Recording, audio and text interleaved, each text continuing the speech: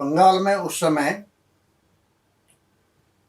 ब्रह्म समाज की स्थापना भी हुई थी। केशव चंद्र सेन उसके प्रमुख नेता थे और रविंद्रनाथ ठाकुर जो बहुत बड़े कवि बंगाली हुए हैं, उनके पिताजी देवेंद्रनाथ ठाकुर भी एक आध्यात्मिक व्यक्ति थे। इन दोनों के पास श्री राम कृष्ण जाते थे, वो आते थे इनके पास, उनके विचार सुनते थे। ये रिजिड विचार इनके नहीं थे, बल्कि विस्तृत और मैंने जैसे कहा सर्वधर्म समन्वय, सभी धर्मों का मिश्रण, निचोड़ ये मानते थे और उसको अपने में ये चालू करते थे। इसीलिए वो कहते थे जतो मत ततो पथ, जितने मत हैं उतने रास्ते हैं, सभी रास्ते उसी एक ईश्वर की ओर जाते हैं, इसे कोई भेदभाव नहीं। तो इस तरह से उनका विरोधी कोई नहीं बना, सब इनके सहयोगी बने, सब ने इनके विचारों को मान लिया। अब इनके विचार जो थे ये अपने भक्तों के साथ आदान प्रदान करते थे।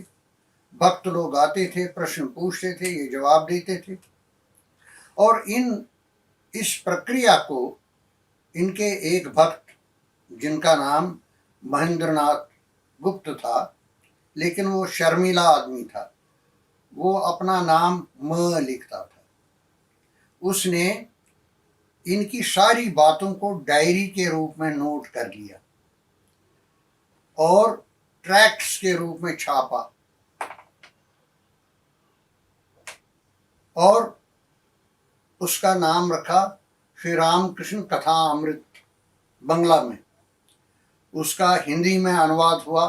उसके बाद पंडित सूर्यकांत त्रिपाठी निराला ने किया, वो हिंदी के बहुत बड़े कवि थे और बंगला भी जानते थे। उन्होंने इसका श्री रामकृष्ण वचनामृत नाम से उसका अनुवाद किया। अंग्रेजी में इसका अनुवाद रामकृष्ण मिशन के ही एक सन्यासी ने किया है, उसका नाम रखा the gospel of Shri Ramakrishna. एक दिन वो मैं डॉक्टर करण सिंह जी के महल में गए थे, डल के किनारे उनका महल है, वहां पर चर्चा चली। डॉक्टर करण सिंह जी ने उनसे कहा, Swami ji, I was recently in Paris, France, तो मैंने वहाँ एक बुक शॉप पर एक किताब देखी जिसके ऊपर चित्र था परमहंस रामकृष्ण देव का। तो मैंने कहा हो ना हो ये किताब परमहंस रामकृष्ण के बारे में है। तो मैंने बुक सेलर से कहा ये कौन सी किताब है?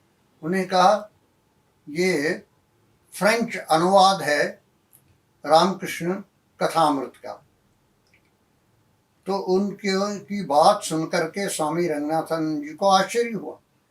उन्होंने कहा, महाराजा साहब, this book is not translated in only Hindi and English and French, it is translated into all the major languages of world.